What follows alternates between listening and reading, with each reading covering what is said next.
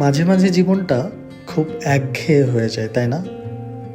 ইট পাথরের এই শহর থেকে দূরে কোথাও হারিয়ে যেতে ইচ্ছে করে। কারো পছন্দ মেঘের দেশ, কারো পছন্দ পাহাড়, যেখানে দাঁড়ালে মনে হয় আকাশটাকে ছোঁয়া যায়। পাহাড় আমাদের শেখায় ধৈর্য। প্রতিটি বাঁক, প্রতিটি উঁচু নিচু পথ যেন জীবনেরই প্রতিচ্ছবি। পাহাড়ের ওই বিশালতার সামনে নিজের সব অহংকার যেন নিমিষেই ছোট হয়ে যায়। কুয়াশার চাদরে সেই নিস্তব্ধতা যেন এক অন্য জগৎ।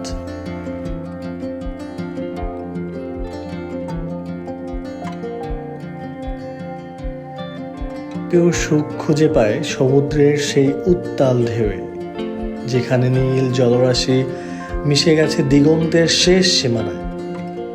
সমুদ্রের ঢেউগুলো যখন পায়ের নিচে এসে আশ্রে পড়ে, মনে হয় মনের সব জমানো বিষাদ সাথে করে নিয়ে যাচ্ছে।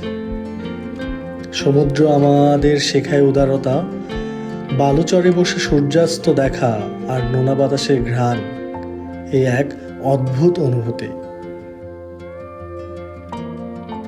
সমুদ্রের গর্জন যেন চিৎকার করে বলতে চায়, থেমে থেকো না, বয়ে চলাই জীবন।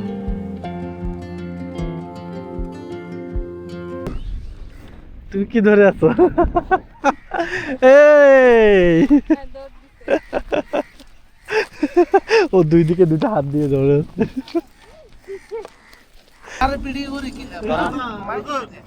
গুলিয়াকালীকে শিশিকল্লা হাগো দিলেও 20 টাকা নিয়ে আসবেন। আপনার কথাটা ভাইরাল হয়ে যাবে, আমি বক্তব্য দেই একটু ফিল। ভাই বলেন প্লিজ। আমরা এখন আছি গুলিয়াখালী বিচে, বলেন। সম্মানিত দর্শক শ্রোতা, যারা গুলিয়াকালী সীতাকুণ্ড আসবেন, পকেটে বাংতি টাকা নিয়ে আসবেন। এখানে হাগু দিলেও 20 টাকা, শিশি দিলেও 20 টাকা, কিন্তু ননদাকে বাহিরে করলে ধরা খাবেন। ঠিক আছে ভাইয়া, আল্লাহ হাফেজ।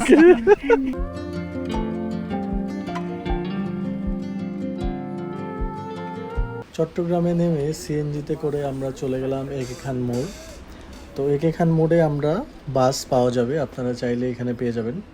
এখান থেকে বাস হচ্ছে আপনার 60 টাকা করে লোকাল বাস, আর যদি বড় বাসে যেতে চান তাহলে হচ্ছে আপনার পড়বে 100 টাকা করে। বাস থেকে নেমে আমরা রাস্তা পার হয়ে চলে গেলাম একটা সিএনজি নিয়ে। সিএনজিতে করে একদম যেখান থেকে আপনি উঠবেন সেখানে চলে যেতে পারবেন। তারপরে সেখানে যে দুটো লাঠি নিতে হবে, ওই যে ওইখানে উঠবে। ধীরে ধীরে উঠে যাব। আর সিএনজিতে করে আসলে 100 টাকা নেবে, চাইলে অটোতেও আসতে পারেন, চাইলে পড়বে হচ্ছে আপনার 60 টাকার মতো। ওয়াও, শুধু 1971 সালে সীতাকুণ্ডে ছোট দারোগা মৃত্যুঞ্জয় মিত্র। এখানে আবার কোন মন্দির? এই এলাকার যে নামকরণ সীতাকুণ্ড, সেটা হচ্ছে এই মন্দিরের জন্যই করা হয়েছে। এখানে নিচে সীতা দেবীর মন্দির আছে এবং পাশাপাশি একটি কুণ্ড আছে, তার নামকরণ থেকেই সীতাকুণ্ড, যেটা আমরা মিস করে ফেলেছিলাম। একটু কষ্ট হচ্ছে, হঠাৎ করে আসছি তো আমরা, আমি একটু কষ্ট লাগতেছে। যাওয়া যাক, এখনো তো শুরুই হয়নি। তো সীতাকুণ্ড পাহাড়ে ওঠার শুরুতে এরকম খুবই সুন্দর একটি গেট পেয়ে যাবেন। এই গেট দিয়েও এখানে সামনে একটা মন্দির আছে, এখানে ওঠা যায়। ওইদিকেও পাহাড়, এদিকেও পাহাড়। আমরা আস্তে আস্তে উঠতেছি, অনেক লোকজন উঠতেছে। আর এই পুচকিটাও উঠতে চাচ্ছে, ওকে উঠতে পারবে আদৌ? পল্লীর মহাতীর্থ চন্দ্রনাথ ধাম, এখানে স্বয়ংভূনাথ মন্দির। জয় ভোলেনাথ। ও, এটাতেই ওই পাশ দিয়ে উঠতে পারতাম। আজকের দিনটা আসলে ভীষণ কষ্টের, কারণ আজকে ভ্যাপসা গরম আর আকাশে মেঘ আছে। মেঘ থাকলে আসলে মানে হিউমিডিটিটা একটু বেড়ে যায়, এত গরম লাগে। ওকে, তার মানে পিচ ঢালাই রাস্তা শেষ, এখন হচ্ছে মাটি শুরু। খাড়া পাহাড়। পাহাড়ে আসলে এই প্রাকৃতিক ঝিঝি পোকার আওয়াজটা কিন্তু খুবই ভালো লাগে।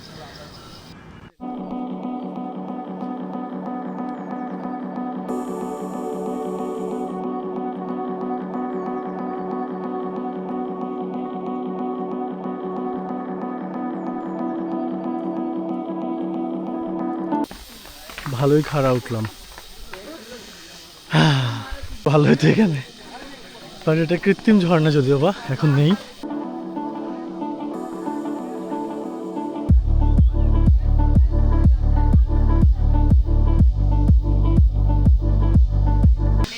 হ্যাঁ, উঠতে উঠতে না পারলে এখানে শরবতের ব্যবস্থা আছে।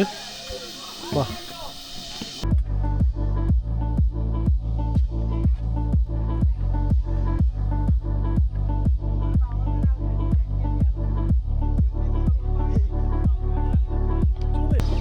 উফ, দারুণ। উপর থেকে আসলে শহরগুলো দেখতে খুব সুন্দর।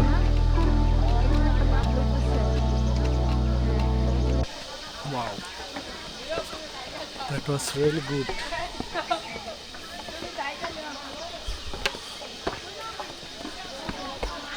অনেকটা খারাপ।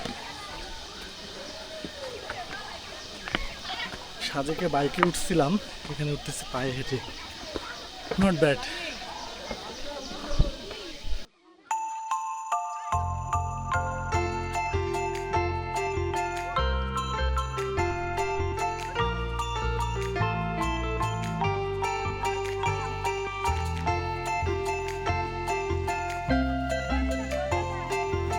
আমরা এসেছি আজকে শুক্রবার।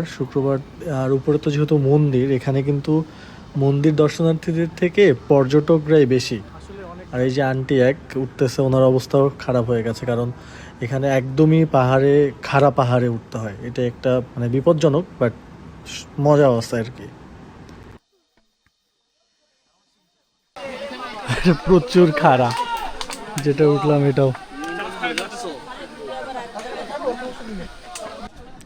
পাহাড়গুলো এমন আঁকাবাঁকা, আর যদিও বা মাঝখানে মাঝখানে একটু ইট দেয়া, কিন্তু এখানে ভাই কোনো কারণে আপনার পা যদি একটু পিছলে যায় তাহলে কিন্তু আপনি ধপাস পড়ে একদম পড়ে যাবেন। কারণ আপনারা ক্যামেরায় কতটুকু বুঝতে পারতেছি না, বাট সরাসরি কিন্তু প্রচুর খাড়া, উঠতে কষ্টই হয়।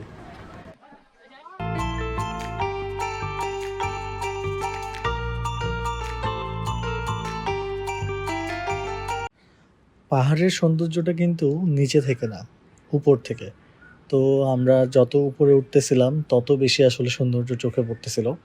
তাই ভাবলাম সৌন্দর্য একা একা উপভোগ কেন করব, আপনাদেরকে একটু আমার পাখি মানে ড্রোনটাকে উড়িয়ে আপনাদেরকেও একটু দেখানো যাক। মানে উপর থেকে অনেক বেশি সুন্দর লাগে একটু, এবং যত উপরে উঠতেছি কষ্ট হলেও আস্তে আস্তে কিন্তু সৌন্দর্যের চোখে এই ক্লান্তিটা চলে যাচ্ছে।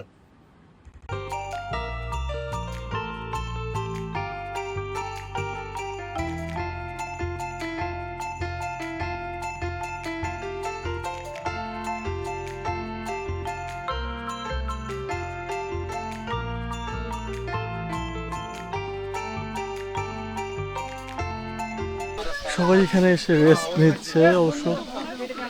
জোস, যেরকম ভিউ চাইলাম ওরকম পাইলাম না। ড্রোন আসলে আমি যেদিনই আসি একটু পরপর উঠতেছি, আর একটু পরপর আসলে একটা করে ছোট এরকম টঙের দোকান, যেখানে আপনারা চাইলেই হচ্ছে আমের শরবত, কাঁচা আমের শরবত, তরমুজ, পেয়ারা, আরও কিছু ছিল আর কি, লেবুর শরবতও ছিল।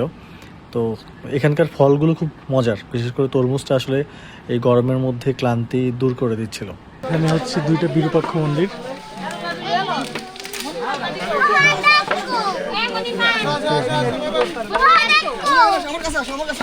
এই আসতে মামনি, আমার কাছে আসো, আমার কাছে আসো। কালী মন্দির।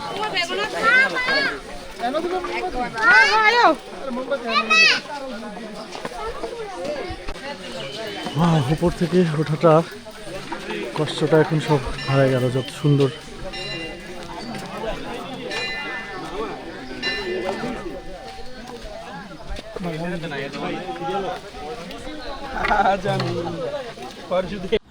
আমাকে না আসলে পাহাড় খুব বেশি টানে। আমি যেখানেই যাই পাহাড় থাকলে আসলে কেন জানি মনে হয় যে এই পাহাড়টাতে উঠে পড়ি। হ্যাঁ, কষ্ট হয়, কারণ আমরা সাধারণত শহরে থাকি, শহরের আলো বাতাসে আসলে পাহাড়ে ওঠাটা একটু কষ্ট হয়ে যায় হঠাৎ করে।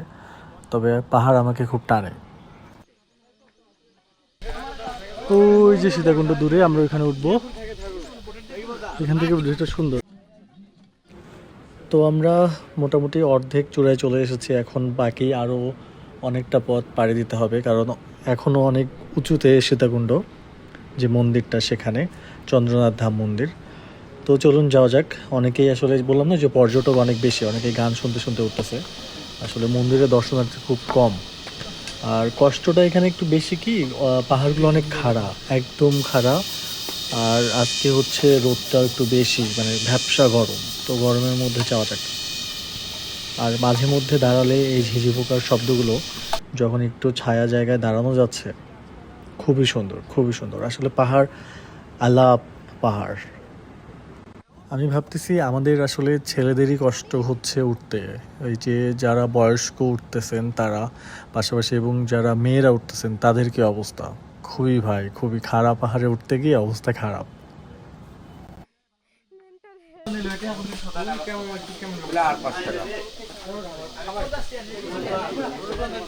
এই কাকা, এটার নাম কি? এটার নাম কি?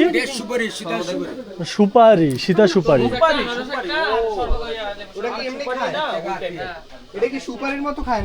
এরপর আমরা সব বাধা পেরিয়ে আমরা একদম চন্দ্রনাথ মন্দিরের চূড়ায় চলে এসেছি। এখানে আসার পর দেখলাম এখানে আসলে প্লাস্টার করা, মানে অনেক কষ্টে হয়তো এই পাশ দিয়ে ইট নিয়ে এসে জায়গাটা সুন্দর করে বাধাই করা হয়েছে। তবে হ্যাঁ, এখান থেকে জায়গাটা অনেক সুন্দর। পাহাড়টা দেখুন, আশেপাশে পাহাড়টা কিন্তু খুবই সুন্দর লাগতেছে। এই হচ্ছে সেই চন্দ্রনাথ মন্দির, যেখানে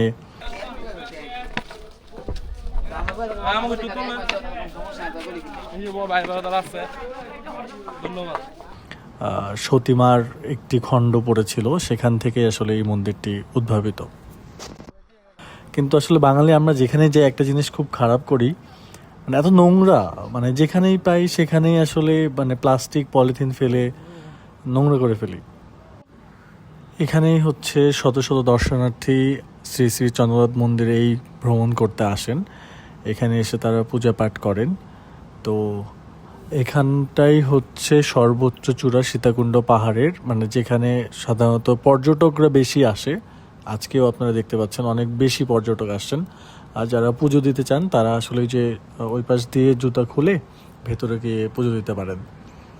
তো এটা হচ্ছে মা সতীকে নিয়ে যখন ভোলানাথ নৃত্য করতেছিল, ওই সময় ভগবান শ্রীবিষ্ণু তার চক্র দিয়ে হচ্ছে তার সবটিকে খণ্ডিত করে দেয়।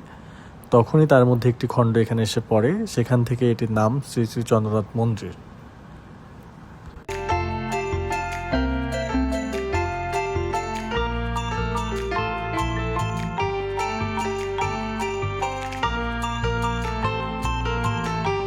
প্রথম হাতে মা সতী মায়ের এখানেই বসছে, সতীমার হাত এখানে বসছে। হ্যাঁ, যার যার লাঠিগুলো উঁচু করে রাখবেন বাবারা। পাখির চোখে পাহাড়ের চূড়ায় চন্দ্রনাথ মন্দিরটি কিন্তু খুবই সুন্দর লাগতেছে, কারণ হচ্ছে চারিপাশে সবুজ আর হলুদ পাহাড়, তার মাঝখানের লাল চূড়া বিশিষ্ট এই মন্দিরটি অসাধারণ লাগতেছে। এই মন্দিরটি প্রায় আপনার হচ্ছে 1150 ফিট উচ্চতায়, মানে সমতল থেকে 1150 ফিট উচ্চতায়। এটি বাংলাদেশের চট্টগ্রাম জেলার সীতাকুণ্ড যে উপজেলা সেখানে অবস্থিত। তো এখানে আপনি চাইলে মোটামুটি বর্ষা ছাড়া আমি মনে করি সবসময় যেতে পারবেন। এরপর মন্দিরের পাশ থেকে আমরা এখন নেমে যাব। আমরা যখন উঠলাম চূড়ায়, ঠিক এই সময় দেখুন আকাশের মেঘগুলো কিন্তু খুব সুন্দর লাগতেছে। তো কিছু ফটো সেশন শেষ করে আমরা এখন নেমে যাব। আর আমরা আসলে এত বেশি টায়ার্ড হয়ে গিয়েছিলাম, এই যে দেখেন এক কাকু সিএনজি করে আসছে, তো আমরাও সিএনজি করে নামবো, যে ইচ্ছা করতেছিল না আর হেঁটে নামি। তাই আমরা এই যে এই পথে, উল্টা পথ দিয়ে আপনারা নেমে যাবেন। তার নিচেই একটু পরেই দেখতে পাচ্ছেন যে সিঁড়ি, এই সিঁড়ি যারা দান করেছেন তাদের নাম অক্ষর দেওয়া আছে। আর একটু একটু নামার পরেই, খুব বেশি না, অল্প একটু নামার পরেই হচ্ছে এই যে বটগাছ। তো এই বটগাছে আসলে একা তো টাফ ছবি, তো এই ভাইয়া আমাকে হেল্প করেছিল ছবি তুলতে, কারণ তা না হলে একা একা আসলে ছবি তোলাটা একটু কষ্টকর, একা একা ট্রাভেলিংয়ে এই জিনিসটা একটু কষ্টদায়ক। তো পাহাড়ে ওঠার পর নামার পর এত বেশি ক্ষুধা লাগছিল যে এখানে নেমে মোটামুটি এতক্ষণ তো ফল টলে খেয়ে আসতেছিলাম, তো নামার পর পুরি, সিঙ্গারা আর বুট এগুলো পেলাম। তো এই যে বটগাছটা দেখতে পাচ্ছেন আসলেই খুব শীতল করে দিয়েছে। আর তার পাশে এখানে এরকম সুন্দর অনেকেই সবাই বসতেছে। এই যে এই পাশ দিয়ে আসলে আপনারা গাড়ি নিয়ে চলে আসতে পারবেন, গাড়ি, সিএনজি, মোটরসাইকেল যে কোনো কিছু হয়ে এই যোগে আপনারা চাইলেই এই পাশ দিয়ে, মানে কষ্ট করে হেঁটে না এসে আপনারা চাইলেই চলে আসতে পারেন। তো এখানে কিছুক্ষণ বসে সিঙ্গারা আর সমুচার আর হচ্ছে লুচি আর এবং বুটটা দারুণ ছিল। আর এই যে দেখতে পাচ্ছেন সিঁড়ি থেকে নামার পরে এই পাশ দিয়ে হচ্ছে নামার রাস্তা। নামার রাস্তাটা একটু সহজ, মানে এত বেশি খাড়া না। এখান থেকে সিএনজি জনপ্রতি 300, রিজার্ভ করলে 1500। তারপর আমি একা মানুষ পেয়ে গেলাম এক দাদা বৌদি, তাদের সঙ্গে করে আসলে সিএনজিতে করে উঠে পড়লাম। তো সিএনজি রাস্তাটা ভালোই, এটাও মোটামুটি একটু খাড়াই লাগতেছে, যদি বা ভিডিওতে অত বেশি আপনারা বুঝতে পারবেন না। তবে হ্যাঁ, রাস্তাটা যতটুকু শুনলাম যে রাস্তাটা হচ্ছে, রাস্তাটা পিচ ঢালা হয়ে গেলে তখন আশা করি আমাদের যারা বাইকার তাদের জন্য সুবিধা, পাশাপাশি অন্যদের জন্য সুবিধা চলে আসার জন্য। তো যে সিএনজিতে উঠলাম, এই সিএনজি আপনাকে সোজা নিয়ে আসবে সীতাকুণ্ড বাজারে। তো বাজারেই আপনি যদি যেতে চান গুলিয়াখালী বিচ, সি বিচ, তো সেখান থেকে আপনি আরেকটা সিএনজি ভাড়া করবেন। সেই সিএনজি নেবে আপনার কাছে হচ্ছে 250 টাকা। সেই 250 টাকা করে আপনি চলে আসবেন এই যে গুলিয়াখালী বিচ। তো আমরা যেহেতু প্রায় দুপুরের দিকে আসছি, এখন প্রায় দুপুর 2টা বাজে, তো এখানেই পাশাপাশি অনেকগুলো হোটেল আছে। তো একটা হোটেলে এখানে আসলে দাঁড়ালাম, দেখি কী কী খাবার আছে। তো এখানে খুব বেশি মানে আমরা সাধারণত ঢাকায় যেগুলো খাই, রুই কাতলা ওই টাইপের মাছ নেই। তো আমি একটা সুরমা মাছ অর্ডার করলাম, দেখা যাক খেতে কেমন লাগে। তো দুপুরের খাওয়া দাওয়া শেষ করে আস্তে আস্তে হেঁটে আমরা চলে গেলাম গুলিয়াখালী বিচের দিকে। ওই যে সামনে আপনারা দেখতে পাচ্ছেন, মানে জোয়ার হলে এখানেও হয়তো বা পানি আসে। তো আমরা এই যে ব্রিজ দিয়ে পার হয়ে এখন আস্তে আস্তে গুলিয়াখালীর যে বিচ, মানে একদম সমুদ্রের কাছাকাছি চলে আসবো বা চলে যাচ্ছি। ভীষণ নোংরা সমুদ্র, তার যা কাছে যে নোংরাগুলো ছিল সব ফেরত দিয়ে দিচ্ছে। হ্যাঁ,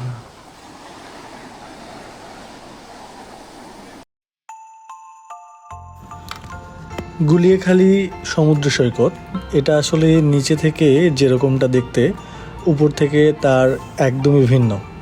উপর থেকে কিন্তু পাখির চোখে দেখতে খুবই সুন্দর লাগতেছে, আর মাঝখানে এরকম আঁকাবাঁকা গর্ত আর সবুজ শ্যাওলা গাছ, খুবই দুর্দান্ত, খুবই দুর্দান্ত।